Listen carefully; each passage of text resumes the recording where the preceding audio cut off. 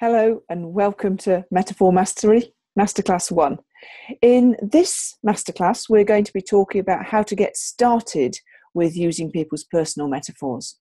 Now, the format of this recording is slightly different to the rest of the Masterclasses you're going to be watching because of basically a technical hitch. Last night, we had a fabulous masterclass. There were what will be six participants were there from all over the world. I'll tell you who they were in a moment. And we spent 90 minutes talking about how to get started using personal metaphors and getting people started, finding out about the participants and their metaphors, and starting to use clean language questions to explore their metaphors. The snag was that 92 minutes into the call, my computer crashed, and I'm afraid the recording went with it. So here's the plan. I'm going to re-record now the parts of the call which were basically me talking to the group, and I'll put that up as a recording for you. So that's what you're watching now. Shortly, in a day or two, I will get a group together to do the activity so that you will have video recording of the activity as well. And ultimately, I'll add that to the end of this video. So the format isn't quite right, but hopefully you'll have absolutely all the information and you'll get to meet at least some of the group and possibly some other people as well, depending how it goes. So the group last night were from all over the world. We had Jackie, who's a trainer and coach in the health service in the UK. We had Olaf, who's in Berlin in Germany, who used to work in the IT industry as an agile coach, but now works as a trust artist, helping businesses with change. We had Geronimo, who's a Spaniard based in Nottingham in the UK. He's also an agile coach working in the IT industry. He's actually a friend of Olaf's, so they know each other. We also had John, who's based in Alabama and who works with mainly with children, tutoring and mentoring. And we had Dave, who's also based in America, and I'm afraid I've forgotten where exactly in America. My American geography is absolutely hopeless, I'm afraid. But Dave used to be a hypnotherapist, then a life coach, but now he works as a skydiving instructor. And that's not a metaphor. He really does work as a skydiving instructor. The sixth person in our group who's wasn't on the call last night because he had, again, some technical issues, is Rob, who is normally based, I think, in Chattanooga. And we'll get to find out more about him, and we'll find out loads more about the group as we go through the Masterclass series. What I did at the start of the call was to invite everybody to introduce themselves and also to say what would they like to have happen as a result of this program. And I'd ask you the same question, whoever's watching this recording, what would you like to have happen as a result of this program? Now, that's not a trivial question. It's actually quite important. And it's central to the way a lot of people work with metaphor and clean language. It's important because it focuses your attention not on what you don't want, but on what you do want, what you would actually like to have happen. Now, that's not to say that we should never focus on what we don't want. There are times and places for that. But particularly when you're starting something new, like this learning program, knowing what you want will massively increase your chances of getting it. Now, that idea is far from unique to metaphor and clean language. There's a whole school of psychotherapy, and I think nowadays business change interventions called solutions focus, which is basically structured around this idea. Pay attention to what you actually want and less to what you don't want. Because, as my friend Jamie Smart says, you don't go shopping to the supermarket with a list of all the things you don't want. You'd never get out of there. Instead, if you have a short list of the 3 or 4 things you do want, you can race around with a basket and be out in 5 minutes. So, as we get started, I'd strongly encourage you to consider, what would you like to have happen as a result of this program? And maybe write it down, maybe share it in our online group. There's some research that suggests that when you share what you would like, you also increase your chances of getting it. Now, I can't do the next bit without you guys as the live group, because I then asked the group, what would you like to know before I start? So what are the things that you need to know? I'm going to guess what you would like to know. So I'm going to just briefly summarize that we're going to have 10 masterclasses of about 90 minutes each. They would normally be absolutely weekly, but this time, for practical reasons, there are going to be 10 masterclasses spread over 12 weeks. There's a group of, as I say, 6 participants. You'll normally be able to see them interacting with me on these recordings. And they're in between the calls, the participants will be doing some homework. Each week there will normally be a piece of homework that they will do in their own lives, in their own time, with their own friends, family, as they're going about their daily work or the things they do. And there's also a piece of homework that they will do by pairing up with each other.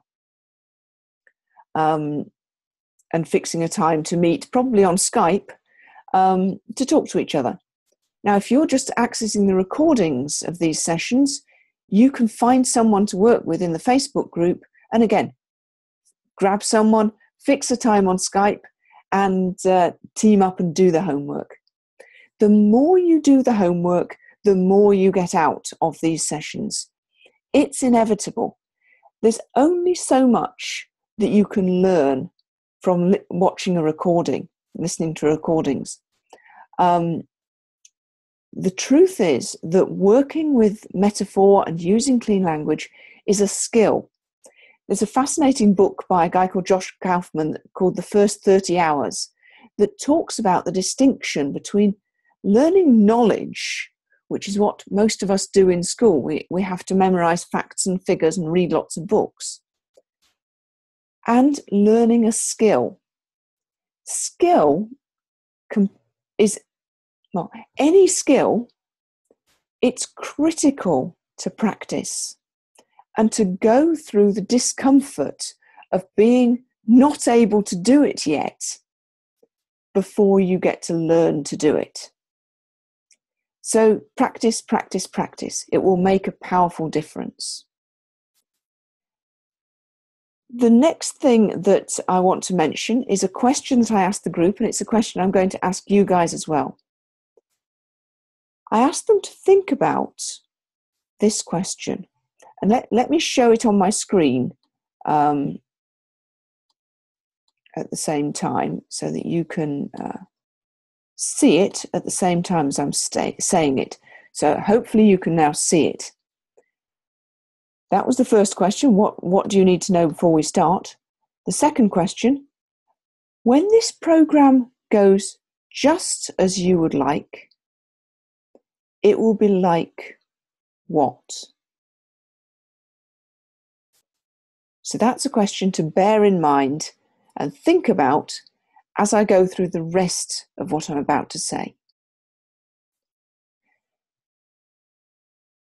Stop sharing. There we go. So, as we get kicked off on this program, I want to talk about why we're bothering. Why bother working with metaphor, and why with clean language? I also suppose I'd better introduce myself in a bit more detail so you know who I am and why I'm so excited about this stuff. As you possibly know by now, my name is Judy Rees. I'm based in West London, underneath the Heathrow flight path, in a place called Brentford. Hopefully you'll hear about our football club if you haven't already heard about them before. They're just about to be promoted into one of the much bigger leagues in the UK Football League. So Brentford Football Club, I literally live at the back of the football club.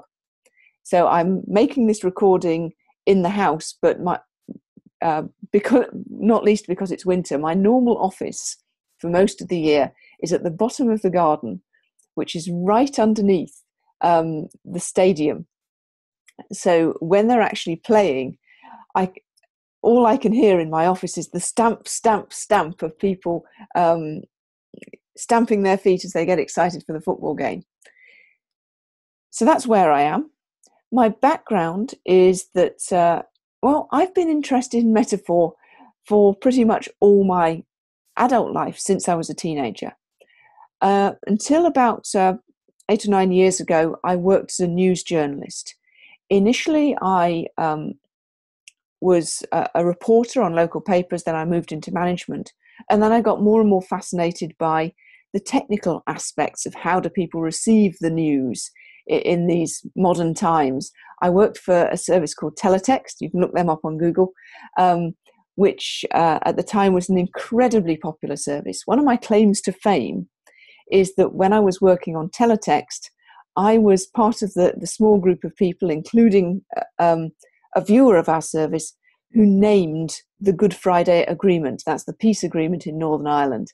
It previously had a different name, but we on Teletext called it the Good Friday Agreement, and that was the name that stuck. So that's one of my claims to fame. And as you can tell, that's a metaphor. It's a way of talking about one thing, a peace agreement, in terms of another thing, a date in the Christian calendar. Come back to metaphor again in another second. But just to finish off my story, metaphor is really powerful for journalists, because when you get to interview somebody and they talk about their thing using a powerful metaphor, it makes it much easier for people to understand it. They get an idea really quickly, and it enables them to, start to play with it. So politicians, teachers, all those kind of people, hypnotists indeed, all use metaphors to get their point across. And journalists know about the power of metaphor, because when they get a good metaphor, the headline writes itself, the story writes itself. I don't know who the first footballer was to say, "I'm sick as a parrot," or "I'm over the moon," but those very quickly made back page headlines. They just work. And I was interested in metaphor before I was a journalist. When I was a teenager, my father was actually doing academic research into the role of metaphor. He was actually studying the way that metaphors were used in the administration of education, and writing a master's thesis on that topic. So I had the pleasure of probably being one of the first teenage readers of Lakoff and Johnson's book, Metaphors We Live By. If you haven't read that book, I do recommend you grab hold of it. It came out in the 80s sometime, but it was the first popular book, the first mainstream book to explain the real role of metaphor in thought. And it kicked off a whole stream of academic research. What Lakoff and Johnson understood was that metaphor was far more than just something that politicians and authors and teachers used to tell stories and get messages across. Metaphor was actually deeply fundamental to the way that human beings think and make sense of the world. I like to describe it as the native language of the unconscious mind, or perhaps even the atom of thought. When we think in metaphor, We are simply comparing one kind of thing to another kind of thing.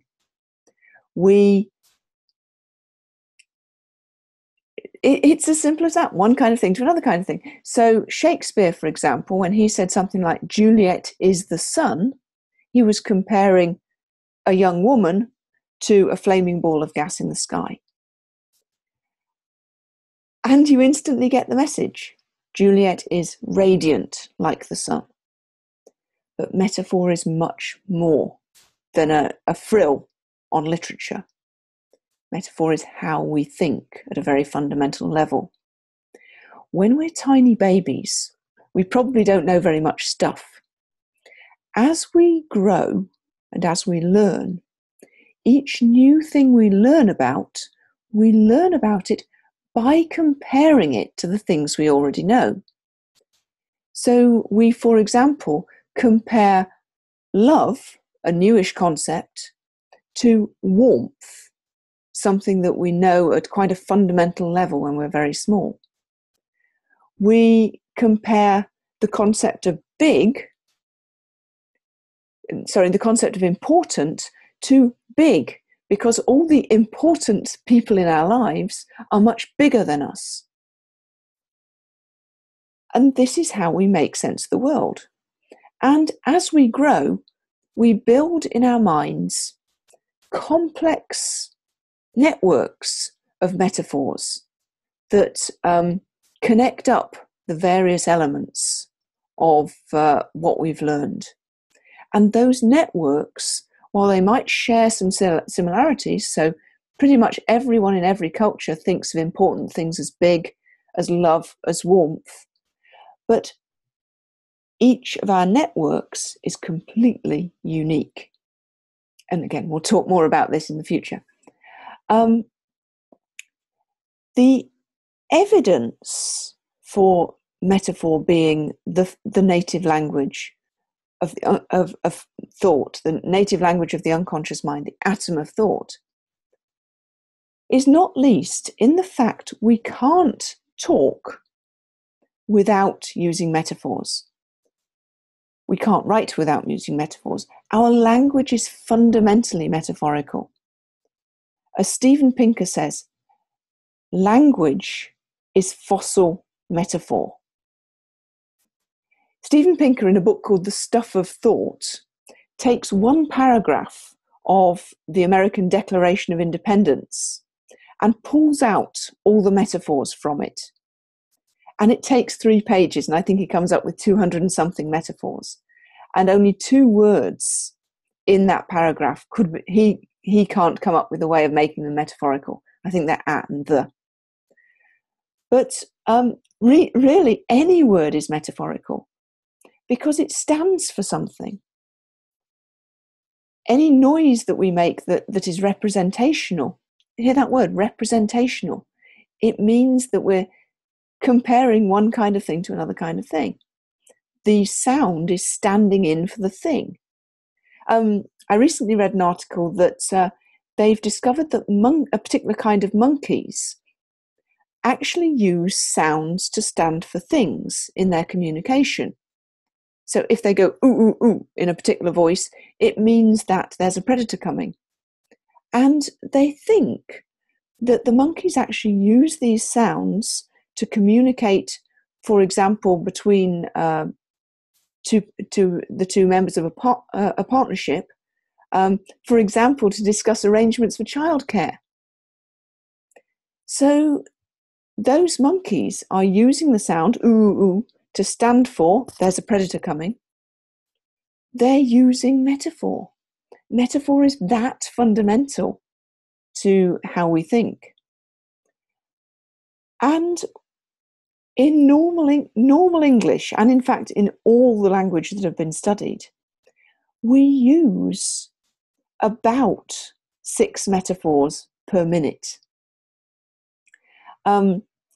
We can't not use them. When we're using language in any way, the metaphors just come spilling out of our mouths. Now, it's difficult to pick out the metaphors in real time. You might want to listen back to this recording more than once to see how many you can spot. because we're so used to them. They're just natural, but they are there. And this is the bit where I get tongue-tied, because the last 3 sentences I've been trying to pick out my own metaphors while I've been speaking, and it leaves me in a great jumble because it's very difficult to listen to yourself speak at the same time as speaking. So what metaphors did I know? Well, what metaphors did you notice in the last few sentences? You might want to press pause and have a think. A few that I managed to notice as it all went flying past. Well, flying past is a metaphor. My language is not literally zooming past me like an aeroplane. I get in a jumble. I'm not literally in a box of old clothes, which is what the meaning I would make of jumble. I'm not literally pulling. Well, words are not things that you can literally pull out of a pot. You know, if we're picking metaphors like that. And words spilling out is another fairly obvious one. My words are not literally pouring out of a container. I suppose you could argue that my body is a container and the words are spilling out. But I think it's probably more metaphorical than actual. So what I hope is that you're getting a sense of how I'm meaning the word metaphor. It's any occasion where one kind of thing is spoken about in terms of another kind of thing. And my meaning of the word metaphor, in common with the academic usage of the word metaphor, includes a load of subdivisions.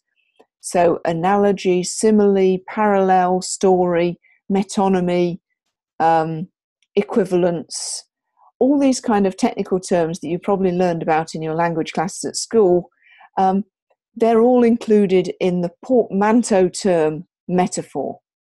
Portmanteau being another metaphor. Oh dear, once you start doing this, listening to your own metaphors, it really can muddle you up. So I'd strongly recommend, if you want some practice hearing people's metaphors, get onto a relatively unexciting program like the news and listen to a speaker, say a politician, and notice some of the metaphors that they use. And you might like to get into the shared group and share some details of some that you've noticed.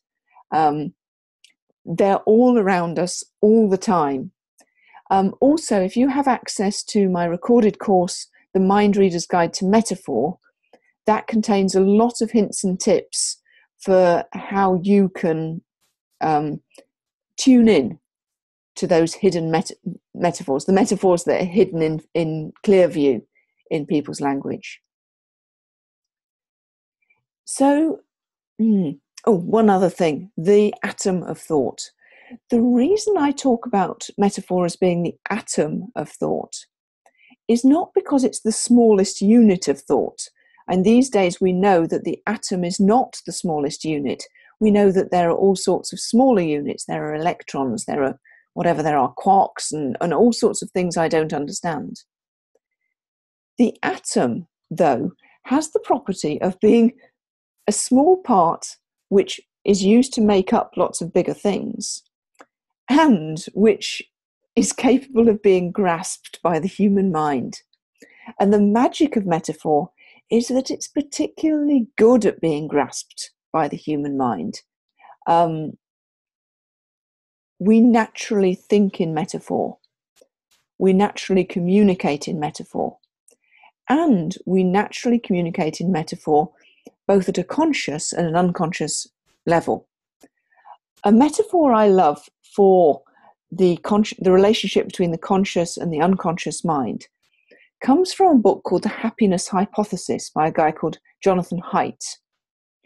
And he says that the mind is like a rider on an elephant.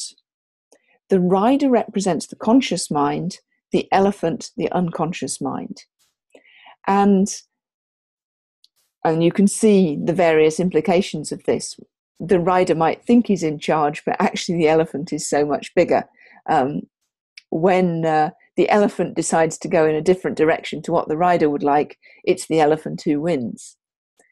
The great thing about metaphor is that it can provide a communication technique that works for both the rider and the elephant.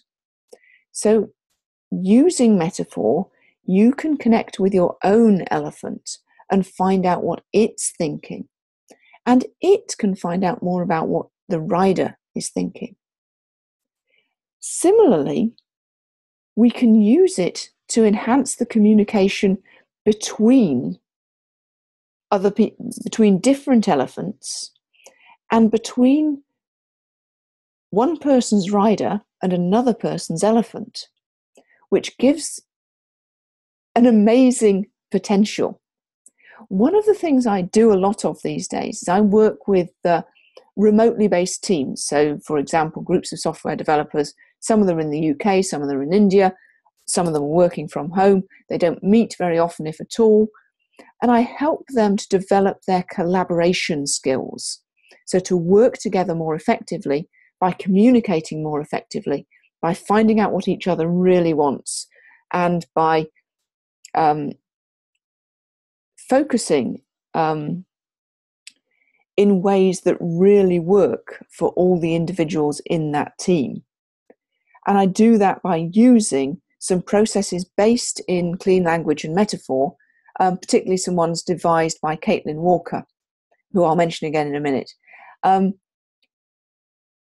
The point of doing that is that it enables all those disparate elephants, whether they're in the UK, in India, in the Philippines, in America, all those disparate riders and their elephants to communicate with each other at a much deeper level to ways they've communicated before.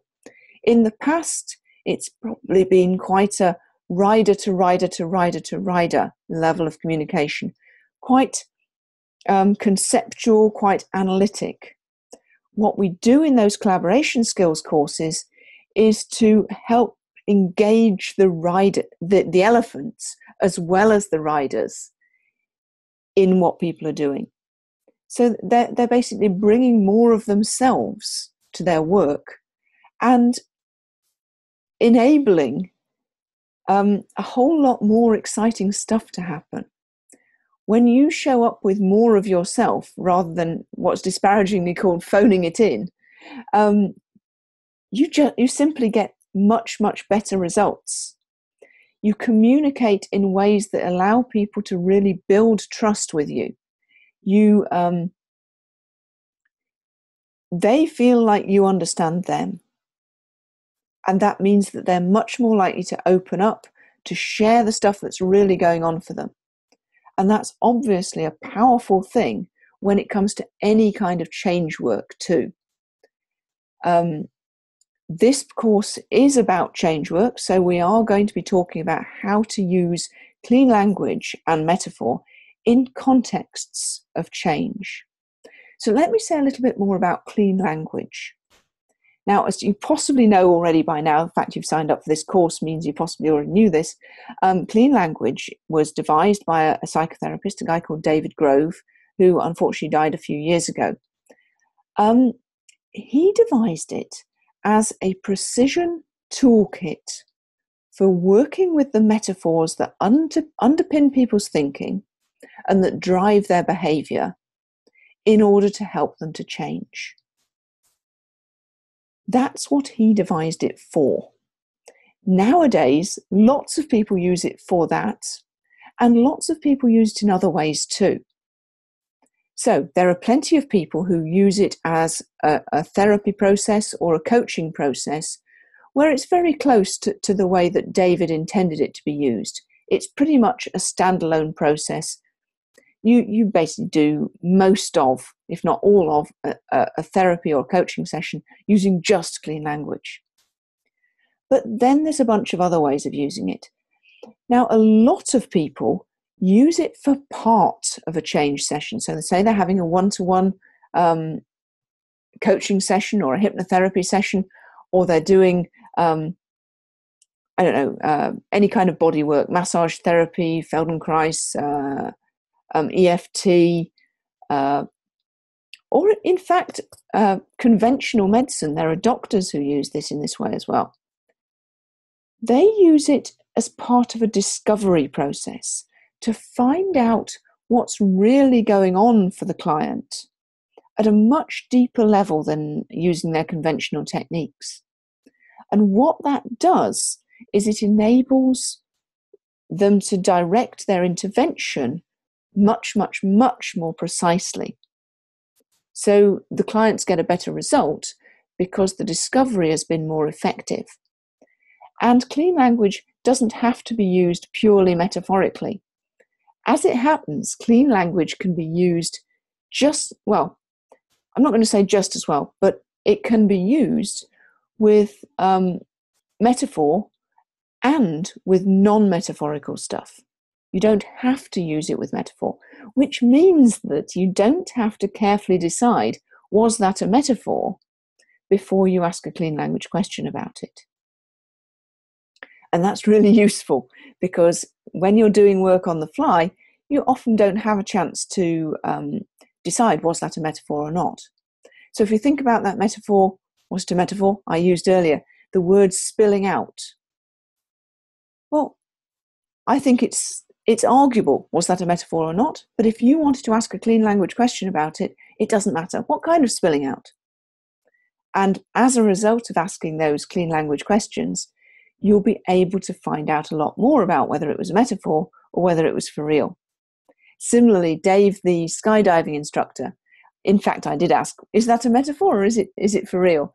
But you could just ask, oh, and skydiving instructor, what kind of skydiving instructor? Is there anything else about skydiving instructor? And you'd soon find out whether he was using it as a metaphor for some other form of coaching or whether he really was a skydiving instructor. Now, I've already moved on to the fact that what clean language consists of is a relatively small set of questions. And these questions are particularly designed to minimize the amount of content input from the coach or facilitator. So they are stripped bare. Minimum number of presuppositions, minimum number of metaphors. And that's where the clean comes from in clean language. It's a metaphor for the stripped bareness of the questions. Now, I don't like the name clean language particularly because I don't think it's clean and I don't think it's about language primarily. We'll come on to more of that in coming masterclasses because I think there's a whole lot more to this than just language. But that's the name we've got for it, and we're pretty much stuck with it. So it consists of a set of questions which are stripped bare of presuppositions and metaphor as far as possible. And the reason we do that is because that is more effective at helping people to explore the metaphors which underpin their thinking and which drive their behavior. When we ask those questions, the elephants are more forthcoming. I'm resisting the urge to go off on another tangent because I want to stick to the point. But there's a whole little piece in there about the role of these questions in influence, which I'll probably share with you another day. So let me check. Have I covered what needed to be said about clean language? So the kind of questions that they have a space in the question where the other person's own words go. And I'll show you how that works in a moment. They use the person's own words, and as far as possible, they only use the other person's own words. Now that can be a bit interesting to get your head round, but they literally just use the questions and the other person's own words. The more other words you add, the more of your words you add to the question, the less clean the question becomes, and the less useful, typically, the question will be. And I really invite you to experiment with that over the coming weeks, because it's not about there being a rule that you shouldn't introduce your own words. It's that these questions work most effectively when you don't introduce your own words. And the results of these questions are absolutely fascinating. So I think I've said all I need to say in terms of introductory stuff about this process. I also need to say about this course is not entirely a clean language course. We will be covering lots and lots of clean language because I'm absolutely passionate about it. I've been working with clean language and metaphor. I never did finish my sort of life story. I've been working with clean language and metaphor probably 8 or 9 years. I've trained people all over the world in this stuff. I worked for a long time with Wendy Sullivan, who was my co-author in the book Clean Language Revealing Metaphors and Opening Minds, which I strongly recommend to you. We train people from all over the world in live workshops. I mostly train people in courses like this, so I mostly do my work over the internet, over video conferencing. I love clean language. I think it's an amazing tool for drilling down into what's really going on for people.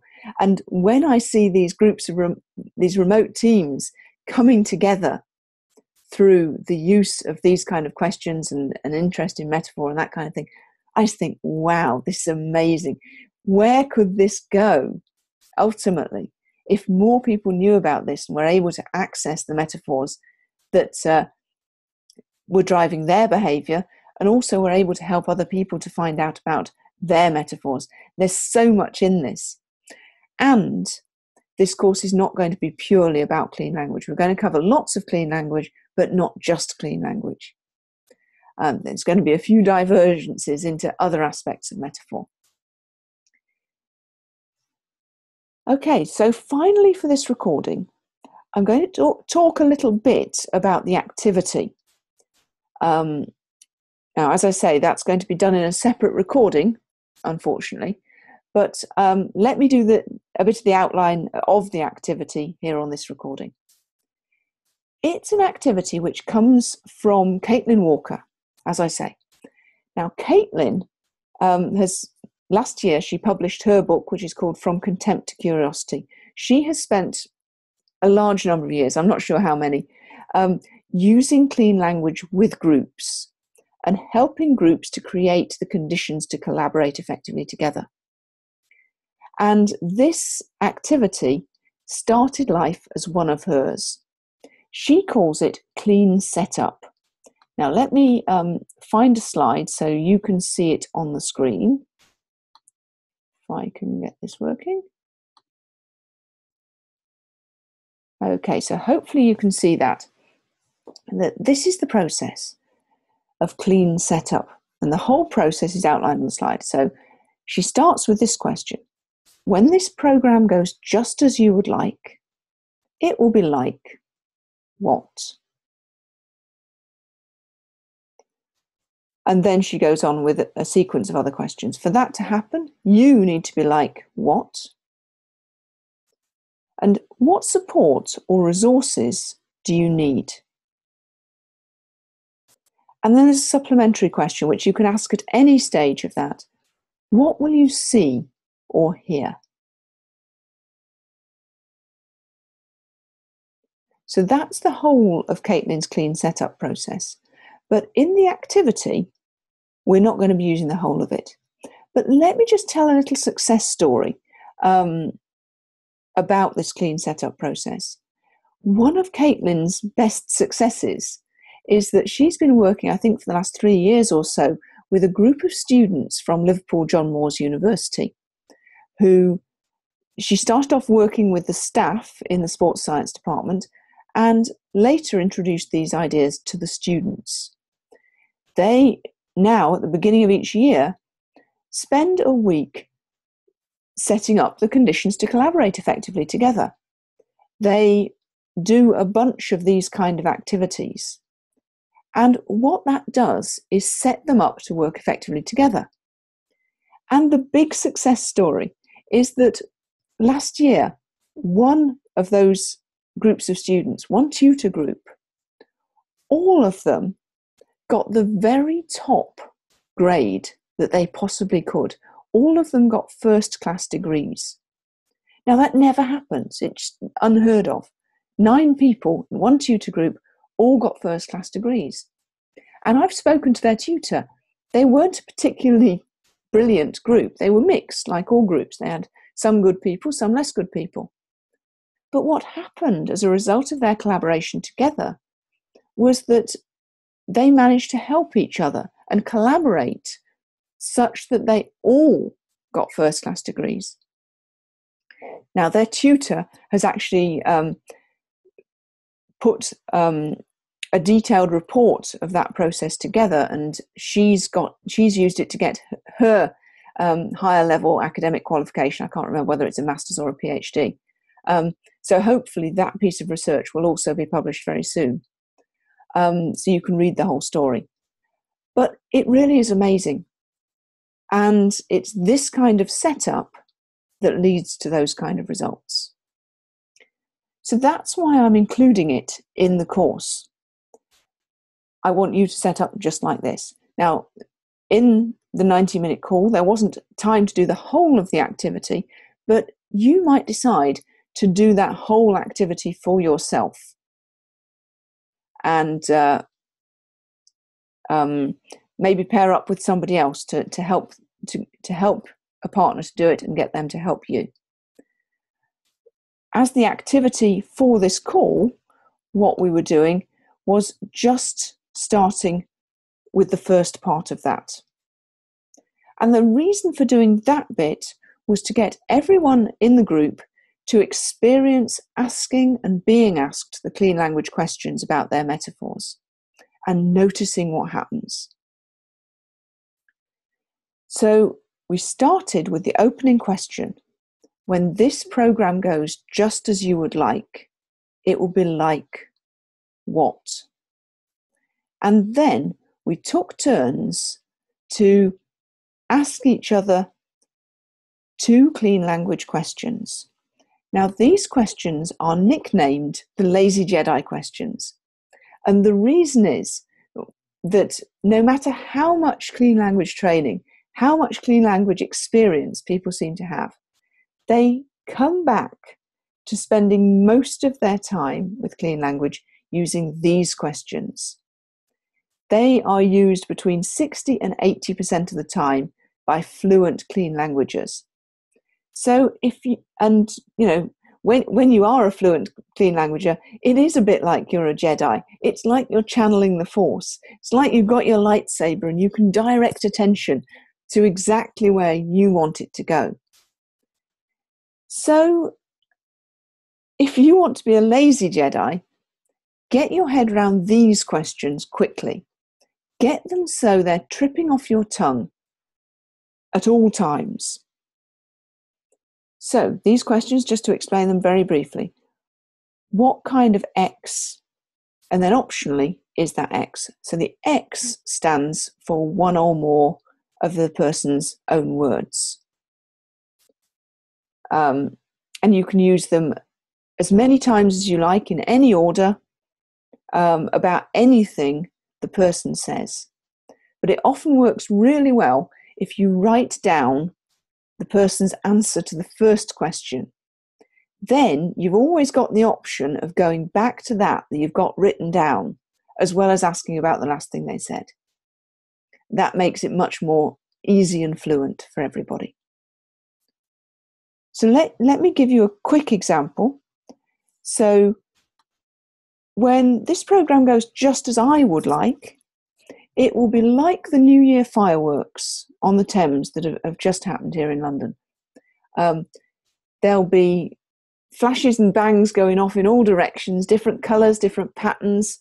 There'll be Roman candles, shh, and there'll be ones that whoosh up and then go bang, bang, bang, bang, bang, bang, bang. And there'll be music running as well. And there'll be familiar pieces of music and new pieces of music and surprising pieces of music you didn't expect to go with the fireworks. So if you were asking me some of the Lazy Jedi questions about those fireworks, what could you ask? You might ask, what kind of fireworks? What kind of music?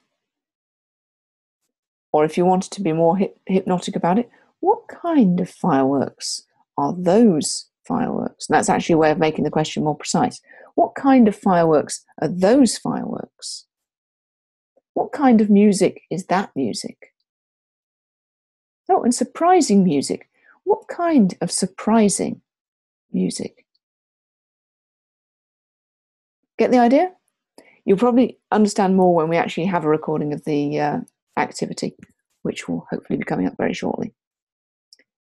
So that's the outline of the call we had yesterday.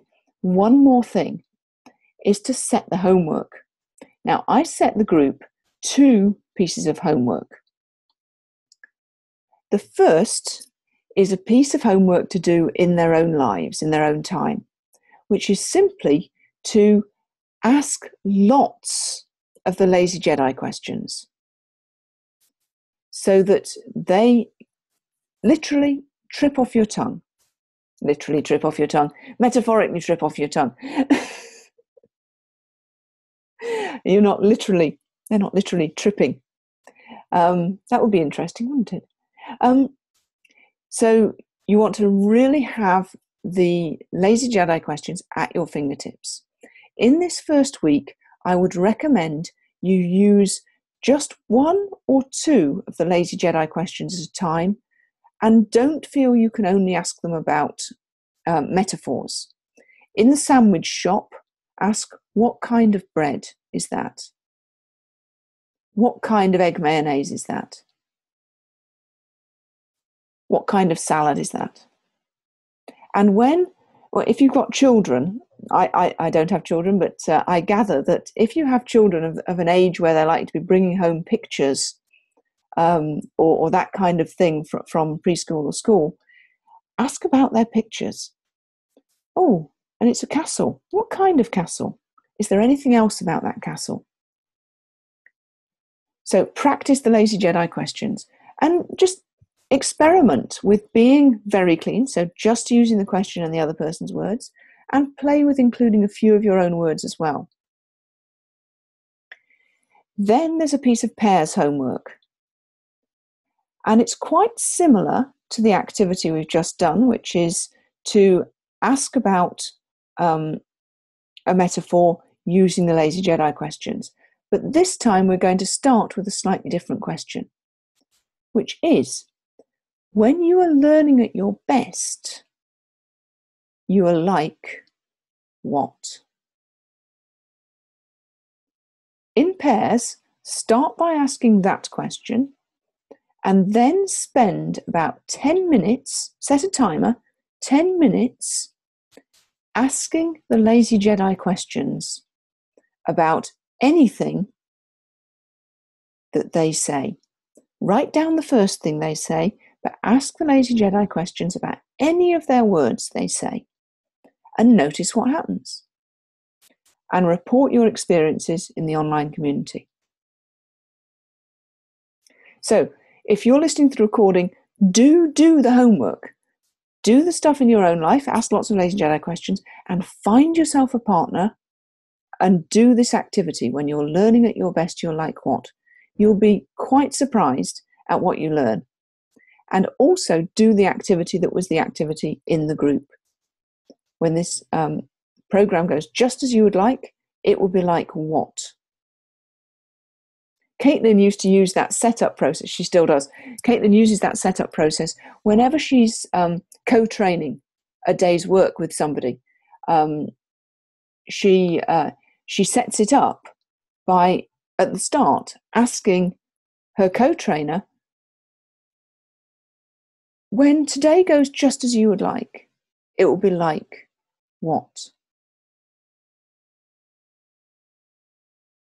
And they then go on to ask, for that to happen, you need to be like what? And what resources or support do you need for that to happen? And then do it the other way around. Try that. You might find a friend or colleague who'd be willing to do that at the beginning of a working day, for example. Notice what happens and report your experiences in the online community. So, fabulous to have you on board. Thanks very much for listening to this first piece. Recording of an activity will be coming soon, and I look forward very much to sharing a proper Masterclass recording with you on call 2, Masterclass 2, in a week's time. See you then.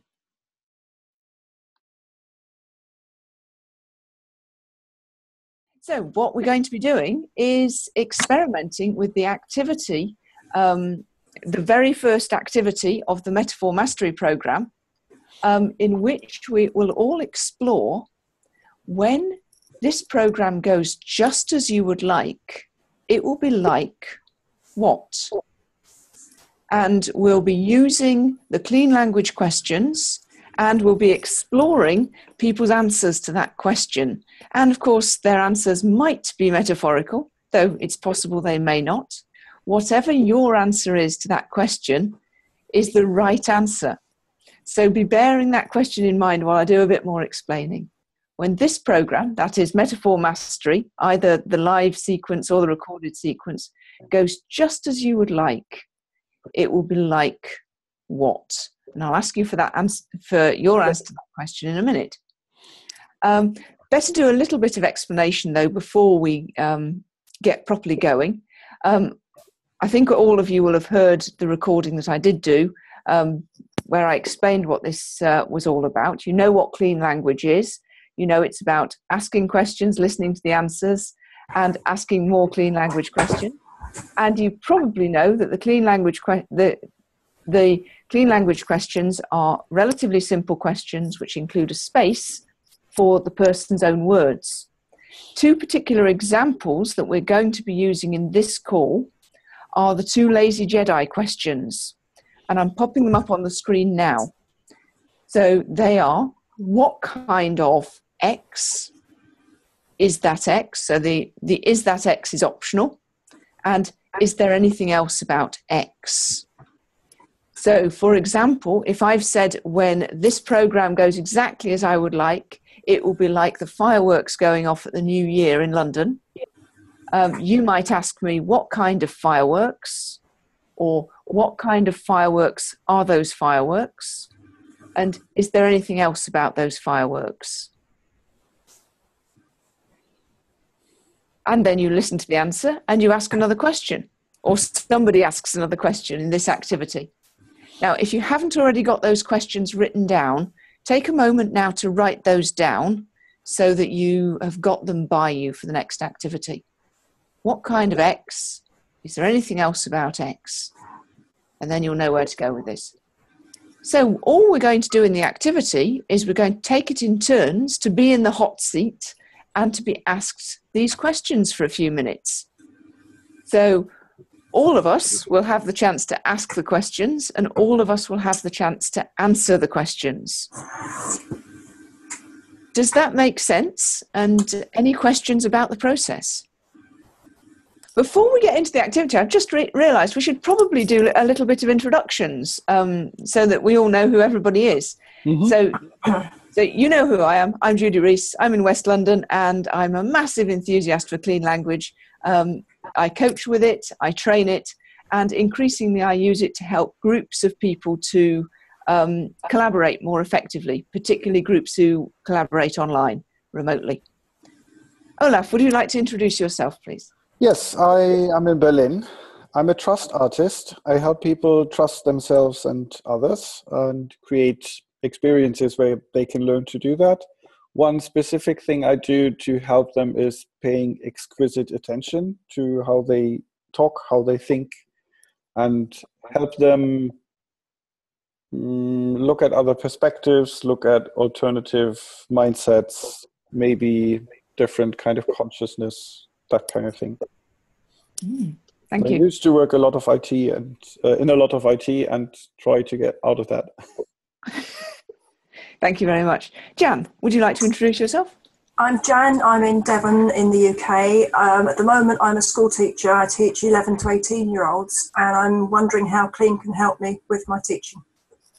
Right, thank you. And Daniel, the person who's got up the earliest to attend this call. Research developer in conscious awareness. I use metaphor and clean language in talking to patients. Right. Now, you're a little bit difficult to hear, Daniel. Could you move a little bit closer to your microphone, please? Yep. How's that?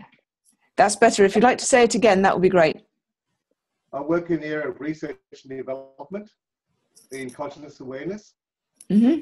in language and with people who are difficult to treat. Great. That sounds interesting. I'm inclined to ask questions about it, but I'd probably better not. We'll get too interested in who everybody is and not get on with the activity. So let's get focused on the activity and doing this thing. What I'm going to suggest is that I put myself in the hot seat, first of all, and that then each of you takes a turn to ask me one of these questions. So I'm going to say, when this program goes just as I would like, it will be like, as I say, the fireworks on the New Year on the Thames in London, firing off in all directions and bright lights and loud music and lots of fun. Daniel, would you like to ask me one of those two questions? Well, what do you expect from this course? Yeah, so the first question I've already answered, which is when this program goes just as you would like, it will be like what? And it will be like fireworks and going off on the Thames. So you get to choose one of the two Lazy Jedi questions. What kind of X is that X, or is there anything else about X? So which of those questions would you like to ask me, and about what? Is there anything else about X? So anything else about any of the words that I said? Oh, yeah. So is there anything else you would like from this course to achieve from it? So I didn't use the words to achieve from this course. So choose one of my words to drop into that X spot, if that makes sense. I'm just a bit tired at the moment. I'm just here. Sorry, I couldn't hear that. Could you do somebody else at the moment? Okay. Jan, would you like to go? Somebody else. What kind of fireworks are those fireworks? Well, there are two kinds of fireworks. There are some that are like rockets. They zoom up into the sky and then they explode. Then, boom, and going off like that. And there are some that are like Roman candles. They fire just up from the ground, and they're like a column of fire, and then they spill out with sparks and so on. Olaf, have you got a question for me? Is there anything else about that music? The music. Oh yes, this. It started off with familiar sounds, familiar tunes, and then it moved on to tunes I hadn't heard before but sounded exciting. And then at the end, there was more familiar music.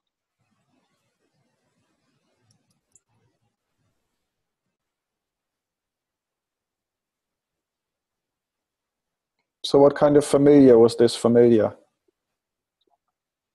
Familiar. It was, the first one was a folk band that I'd heard at a concert at the end of last summer, by Bellowhead. And then the end familiar was by, brass band not brass, orchestral music that you might hear at the Albert Hall on the last night of the proms. Who else has got a question for me? Anyone else want to have another go? Is there anything else about those rockets? Oh, they're all different colours. Some of them are sort of yellow, some of them are red, some of them are green. Lots of different colours.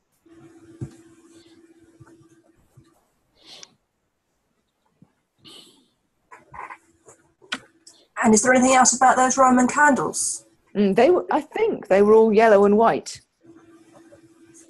Yeah. So a bit less colourful. So have we got the idea? Sorry, go on. Carry on. Is there anything else about the Thames? Anything else about the Thames? I think the fireworks were actually on barges on the Thames. Mm-hmm. Daniel, do you want to have another go? Sorry, I was just, yeah. I should have wrote the questions down properly. Now, one thing I forgot to say, and I often forget to say at the beginning of activities, it's one of my worst habits when it comes to training courses. I always forget to say why we're doing the activity. And the purpose of this activity is multiple purposes for this activity. One, for everybody on the call to experience asking and being asked the clean language questions about their metaphor, so that you've had the experience of knowing how it feels to ask them and how it feels to be asked them. But the other thing is so that you actually spend a moment thinking about what you actually intend for this course. It's one of the interesting things that people often spend a lot of time thinking about what they don't want and less time thinking about what they do want. So this question tends to focus people's attention on what they do want from the program. Okay. So who'd like to be next in the hot seat? Daniel, would you like to have a go at being in the hot seat first? I always love that. It's easier to interview somebody else, but to be asked questions always makes it fun. Okay, so when this program goes just as you would like, it will be like what? It'd be like something new, experience, something fresh. Something new, something fresh, a new experience. Yeah. Who's got a question for Daniel? What kind of fresh is that fresh? Morning fresh. You know, a nice crisp morning where it's fresh and. Is there anything else about that morning? It's exciting.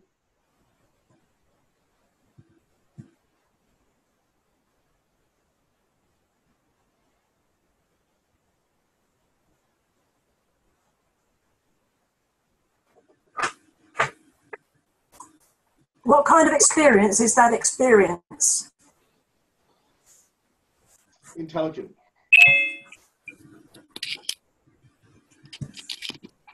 Hello, is everybody there? Yeah, I'm here. Yeah, sorry, I think I dropped off the call. I don't know what's happening to my internet at the moment. Can somebody bring me up to speed on what's just happened? Just asked what kind of experience, and it was intelligent. So my next question is, what kind of intelligent is that intelligent? Great. I think it'd be sort of a research intelligence, something you could write a paper about. That type of intelligence. Excellent. And when it's intelligent like that and morning fresh, is there anything else about that?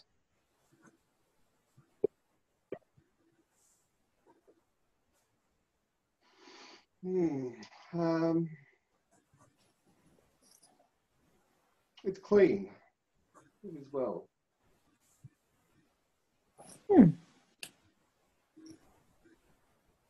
ask me why it's clean, but it's what comes to mind. Excellent. One more question from each of you and then let's move round. Is there anything else about this experience?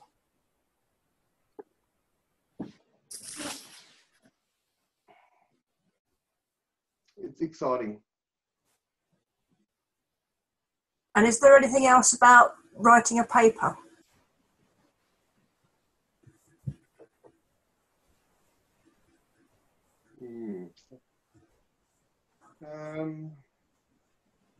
Important.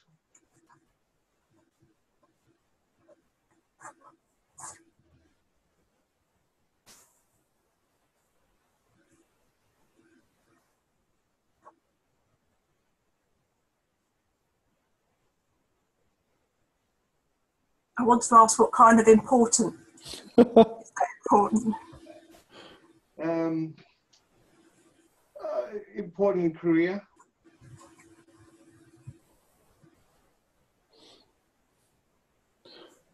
Do we just continue? As Judy seems to have dropped off again. Oh, is Judy gone?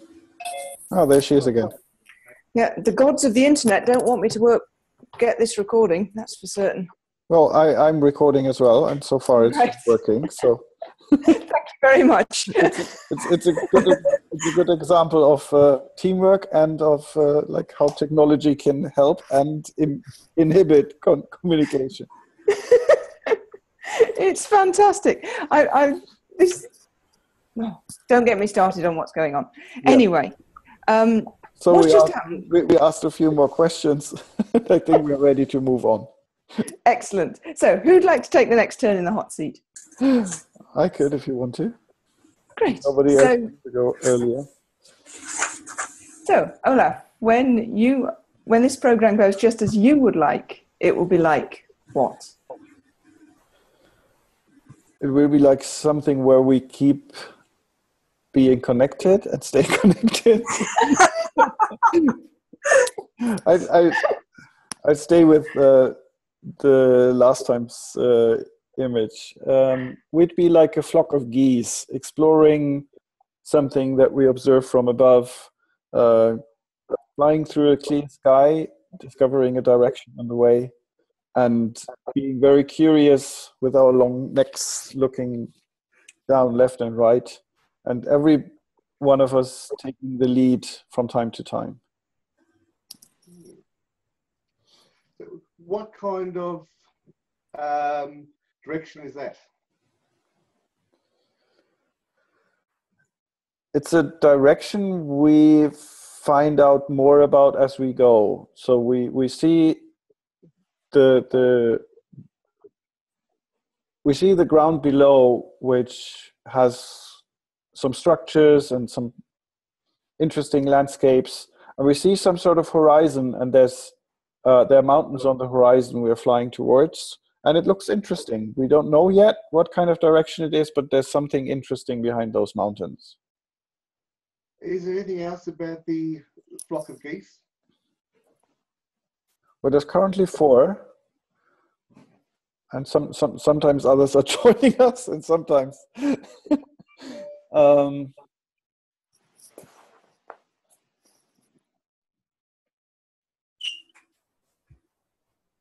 nothing more, no.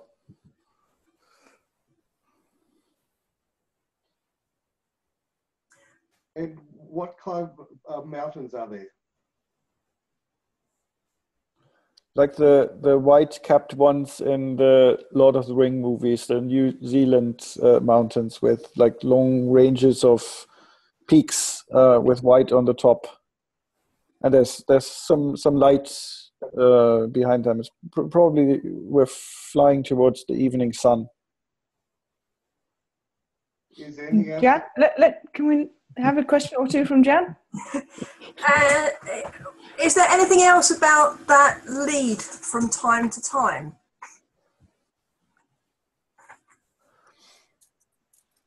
Well, it's like this hot seat we now having, right? So I'm kind of in the discovery position now, and you help me find out where to go. And you had that position before. And a lot of times I expect Judy to be in the lead, suggesting exercises, facilitating conversations. Yet my wish is that we are all in leading positions and we don't stay following for too long, so that we more like a team and less like a group of Judy Rees followers. And is there anything else about that team? Ooh.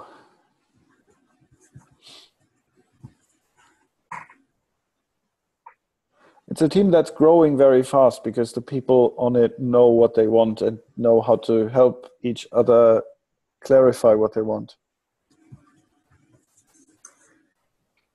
And what kind of clarifying? Clean question, clean language clarification. And is there anything else about that clean language clarification? We're going to find out what else is there about clean language. My experience is limited so far, and I like it. So it's very gentle, the clean language, and fun. And on that high note, I think we better leave it there and move round. Thank you very much. And Jan, when this program goes just as you would like, it will be like what? It'll be like meeting good friends at a coffee shop. Mm-hmm. And good friends at a coffee shop. Yeah. So, who's got a question for Jan? What kind of friends are those friends? Friends that you can share jokes and experiences, and that when the time goes really quickly and you don't realise that an hour's gone. Is there anything else about the coffee shop? It's got really good coffee.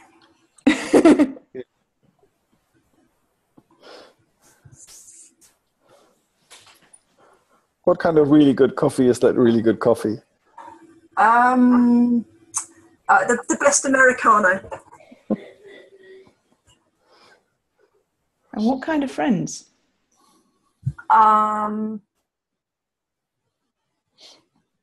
Well, it doesn't matter what age they are. It doesn't matter. Friends you can trust. People that you can say what you need to say to, and they won't judge you for it.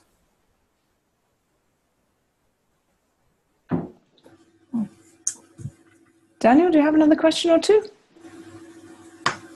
Well, that answered my question when she said it, actually. Yeah. Is there anything else about the friends?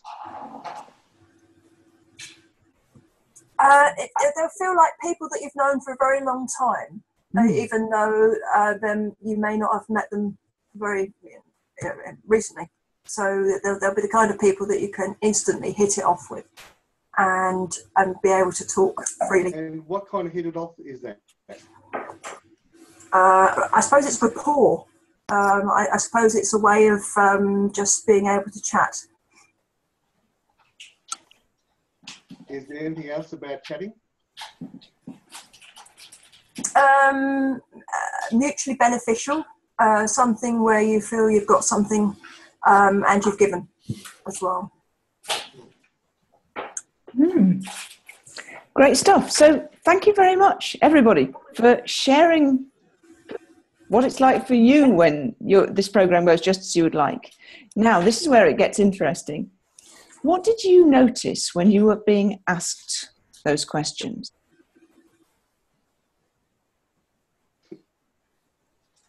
It made you think. Yeah. They make you think. Yeah, you couldn't just say something, but about actually following through and thinking why you said it and where you were heading. They kind of helped unveil things that were there already but not visible before. So for you, they helped unveil things that were there but not visible before. Like when he asked about the mountains and I saw the peaks and the light, and I hadn't been aware before that there were peaks and light. But the peaks and light were there before, but you weren't aware of it. Yes. Was that the same for everybody, that it was like an unveiling, or was it different for you? I find myself having to visualise to get a really good picture of what I wanted to say. But I don't know whether it was an unveiling, but I certainly wanted to see it before I said or articulated what it was like. Yeah.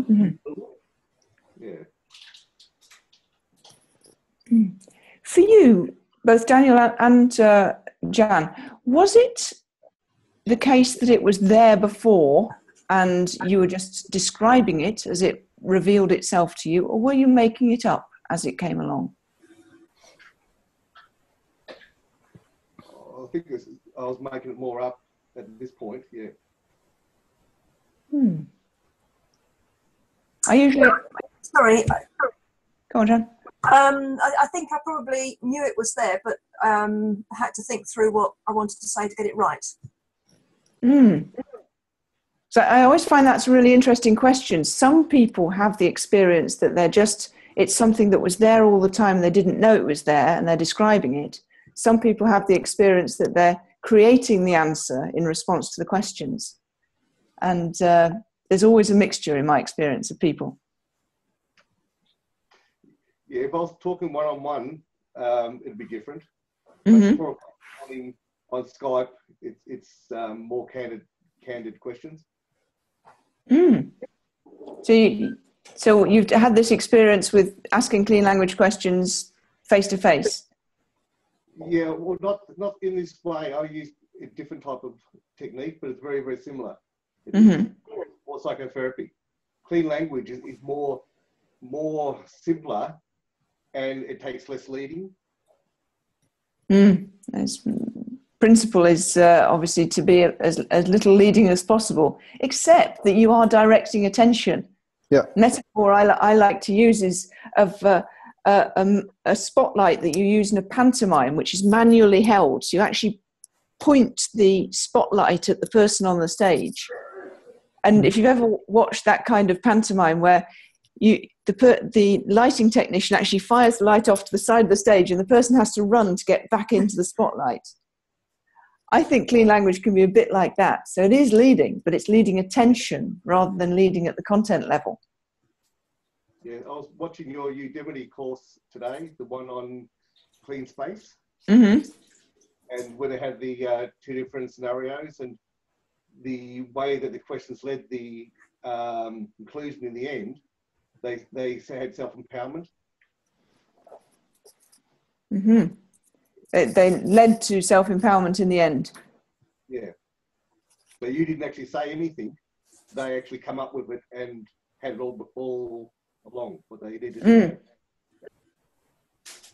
Yeah, mostly when I'm coaching a client, I'm not trying to put my stuff in there. I'm aiming to encourage them to come up with their stuff.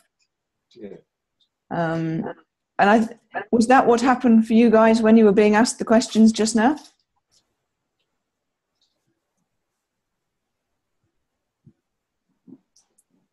So what about when you were asking the questions? What did you notice about that? For me, it was even more visual. And I had this picture of the mountains and things like that, in my head, even though it wasn't my metaphor.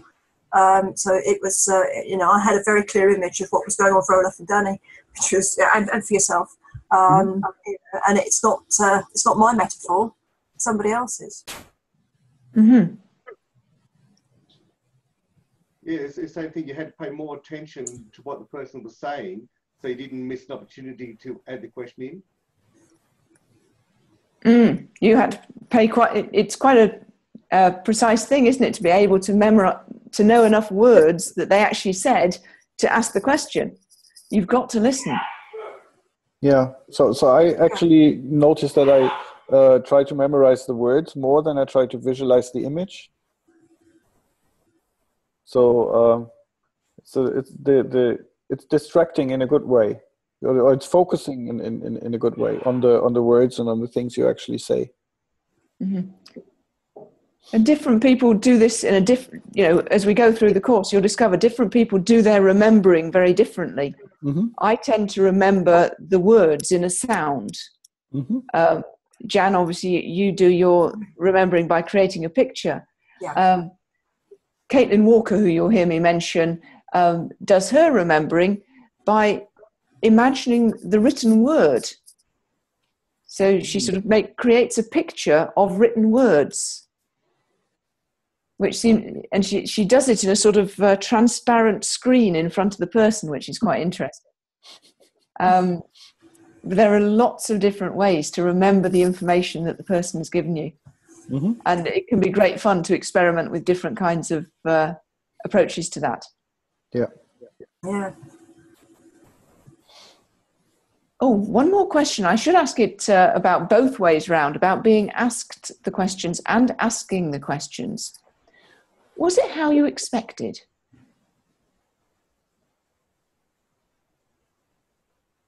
Yes. Yeah. Yeah. Interesting, because some people expect it to be different in various ways. Did anyone find it boring being asked the questions? No. No, no. And that's one that people do expect sometimes. I suppose not people who've signed up for a course about it, but some people will expect that being asked the same question over and over again is going to be boring. Mm-hmm. But in my experience, it very rarely is. You don't get the chance. It puts you in a position where you have to think quickly to answer the question that is put to you. Mm. And when you have to think quickly, you don't get bored. Yeah. It's interesting stuff. So, when all of that, do any of you have any more questions for me about that process? No, thank you. No. In which case, I'm going to say, let's leave it there. Thank you very much indeed for being here. Let's meet again sometime.